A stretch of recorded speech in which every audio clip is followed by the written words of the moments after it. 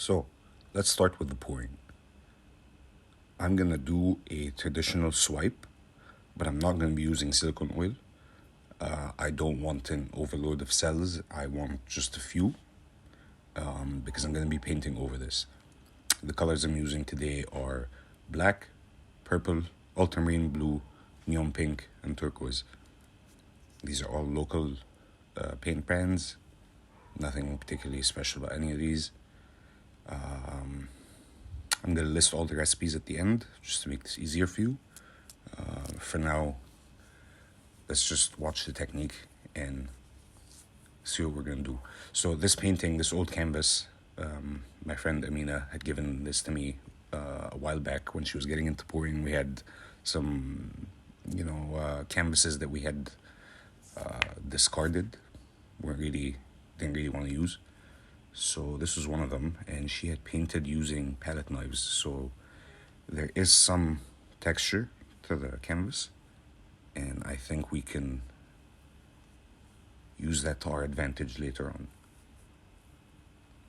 So I'm gonna put my colors in the middle, create a little gradient, add the black. None of these have a cell additive. I'm gonna be using Minwax Pre-Stain because it's not particularly great for this purpose, but that's what I want. Okay, so no oil additives and anything directly touching the canvas. I'm just gonna smooth the edges as you should with a swipe. Smooth the edges first because it'll be harder later. And then this next layer of paint, I've added a drop of Minwax Pre-Stain to in each of the colors. If you've attempted a swipe before, you probably know this left side, the direction you will swipe in. You don't really need a whole lot of paint there because you will be shifting a lot of the paint as you swipe. Quickly torch some bubbles out. Just kind of move the paint around. I find in a swipe like this, I only like to tilt back and forth. I don't like to do the corners because it will deform the cells and any sort of swipe pattern that you have. But yeah, here we go. I'm going to use a little piece of plastic. You can really honestly swipe with anything, so long as it doesn't put too much force. So here we go. Swipe the black across. Yeah, I was doing this mostly for these line patterns.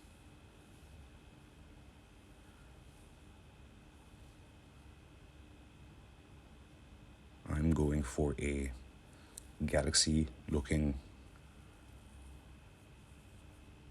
almost cosmic looking color palette. And I'm going to be painting over the dried result. So really I'm more interested in the linear pattern here than the cells themselves. But, if they pop up, they will look interesting. So as you can see, Minwax isn't particularly good. If we had done this with silicone, the canvas would be covered in cells. And I'm quite happy with this for the purpose that I'm going to use it for. Okay, now that it's dry, you can see the colors got a little bit darker. It's time to plan the composition. So basically what I'm doing is I'm getting some circular objects and using that to draw circles with a permanent pen. This is the kind that's waterproof after it dries, but it hardly matters for now. And I'm going to be using acrylic paints and some brushes. I'll explain the difference between different types of brushes. Some of them are firm, some of them are synthetic and firm. They let you draw well-defined edges, and others are very the natural bristle brushes are soft and help you blend. And basically I'm drawing some half circles, sort of like where the light would bend off not bounce off this planetary object. And we'll start to darken the opposite edge, bordering down the acrylic paint obviously will help a lot in the opacity.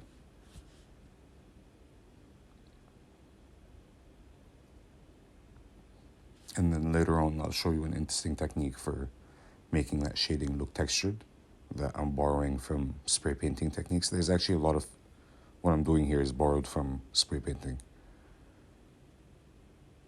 So I'm going to start to darken the area that would be space. At first I was going to keep some of the gradients from the color, but eventually I decided I would blacken it out completely and then create my own. There are some very interesting references that I checked out while planning this. I'll link you to them in the description of the video. You can also, one of my favorite things about acrylic paint is you can, well, it has a very short working time, but you can pull it with water as you would with watercolor. You can lift it off the canvas again.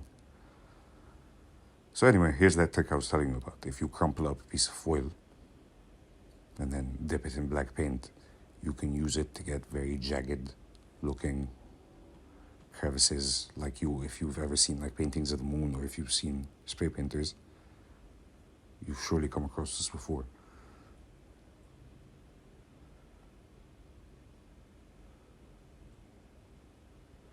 Alright, so I'm darkening the space area. I'm going to start adding some colored highlights.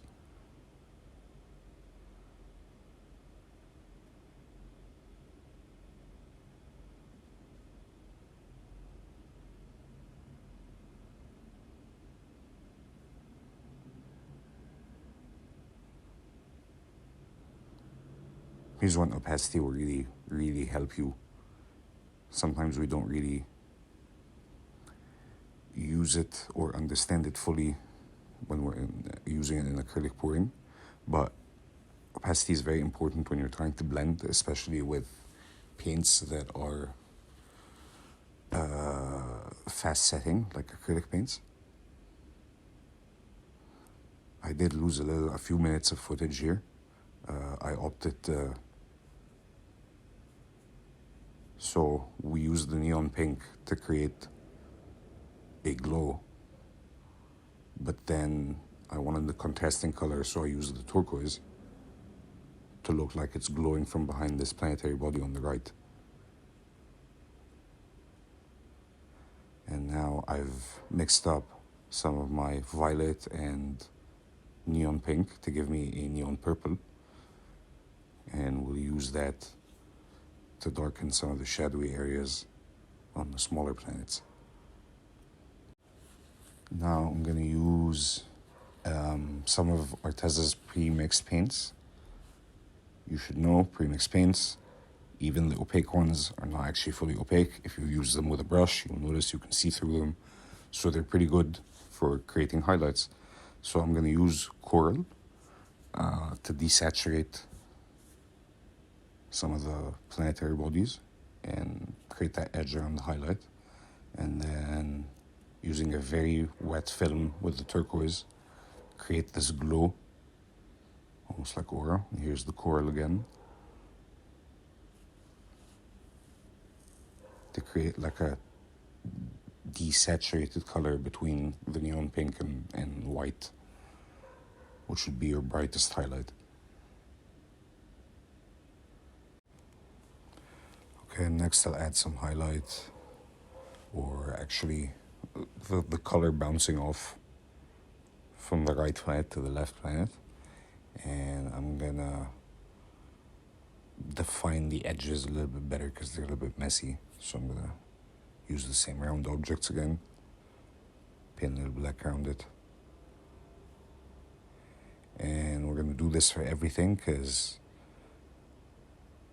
I'm gonna, after this black sets, paint a firm black edge around every entity, and then create a glow. See, now that it's set, we can create a different aura or color bouncing off of each planet, just to, keep it interesting.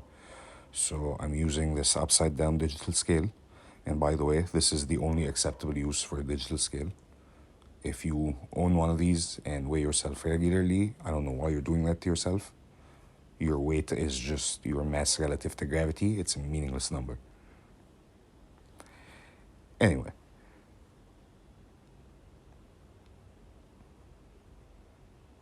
we'll go over this edge again with a nice opaque black.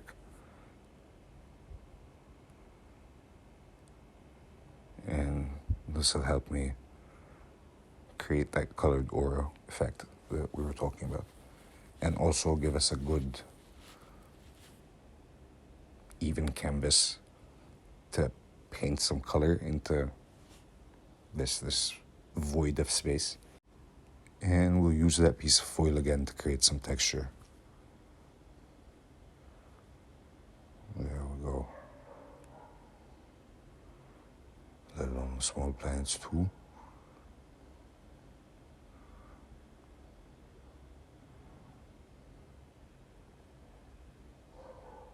Mind you, we're not scratching it hard enough to actually scratch the surface. It's just placing the paint in an uneven pattern that makes it look almost organic. There we go. Add some shading.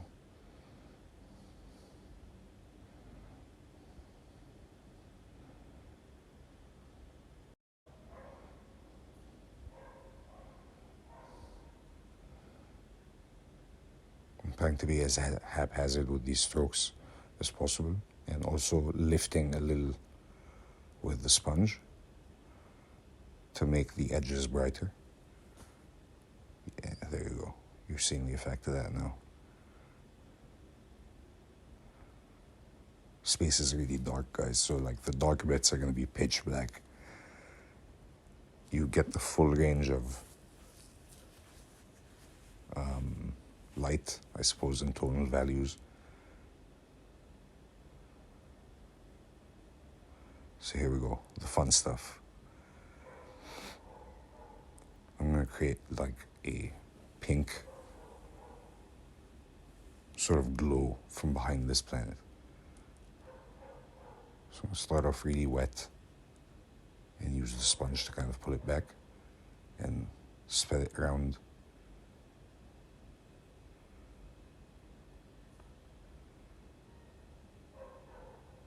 Yeah, there we go. Now we're going to need to clean this up a little, but I'm going to add my neon purple.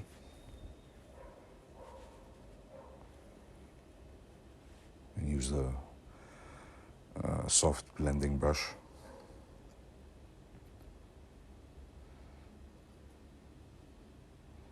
This will look strange at first, but you'll see it come together now. Then the neon pink, again with the blending brush. I'm just going to cover up stuff that I don't want to get paint on. Some white to create some glow.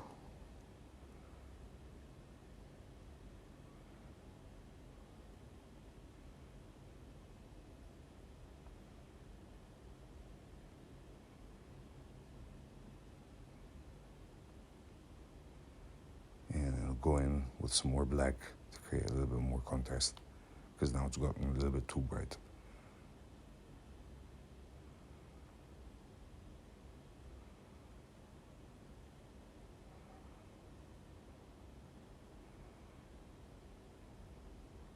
I'm also I decided to add in a little bit of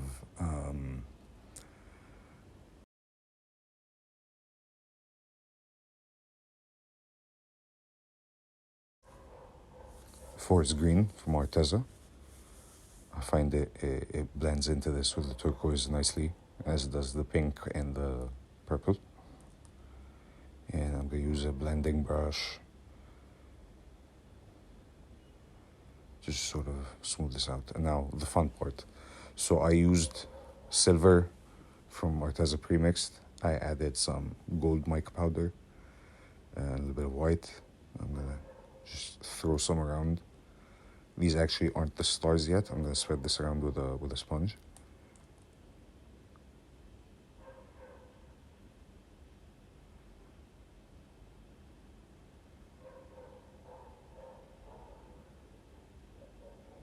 Just to create that cloudy look.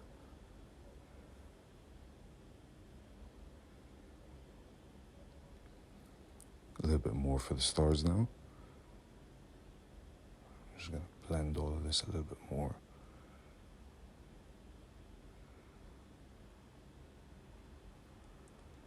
So you want to vary up the star sizes. The closer you are, you can spread a lot more.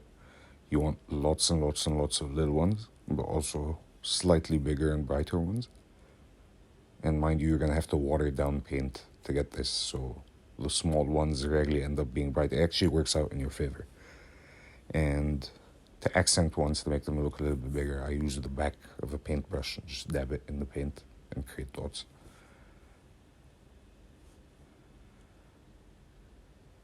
So I think you can see like our space is starting to come together. It'll be really interesting when we lift all the objects that are covering the planets. I'm just using a sponge to blend these a little bit more.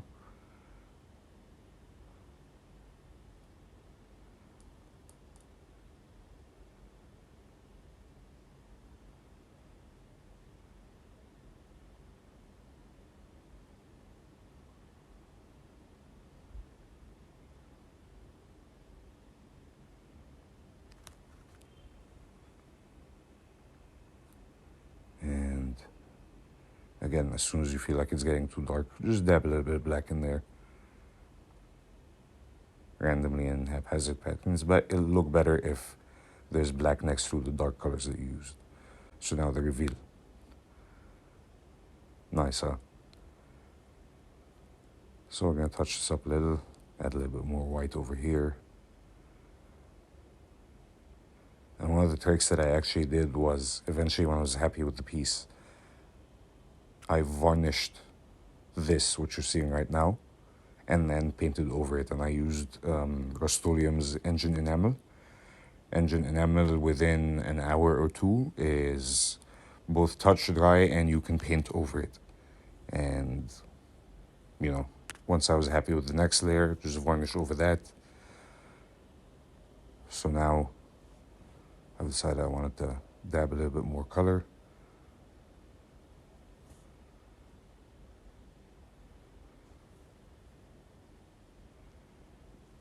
Use a tissue. So mind you, now the bottom of the original painting is safe. So I can use a tissue to kind of smudge and move things around without fearing for the original painting.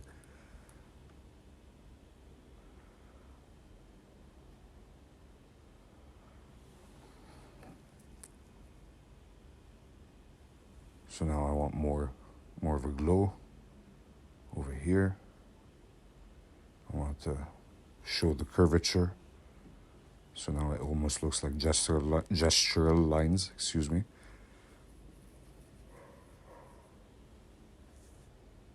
And just adding a few more stars. And ultimately like more accents. So add white to the highlights. At a later stage I'm gonna add more color, but I think I varnished this layer first. So here's what it looked like at this stage. As you can see, I added some pink to the left side, I added some turquoise to the right. I was pretty happy with it at that point, but I let it sit for a while. And I also realized that I hadn't signed it when I varnished. So on this last layer, I gave it some final touch-ups. Give it my signature at the bottom right. Add some shooting stars and a little bit of that flare that you see on a really bright star. And I love how this turned out. And And that was it. Thanks for watching, guys. This was G. Do yourself a favor and check out the rest of the artists in this collaboration. Their work is absolutely amazing. And if you'd like one of the prints of this painting, you'll find link to it in my Etsy store below. Thanks for watching. This is G, and I'll see you in the next video.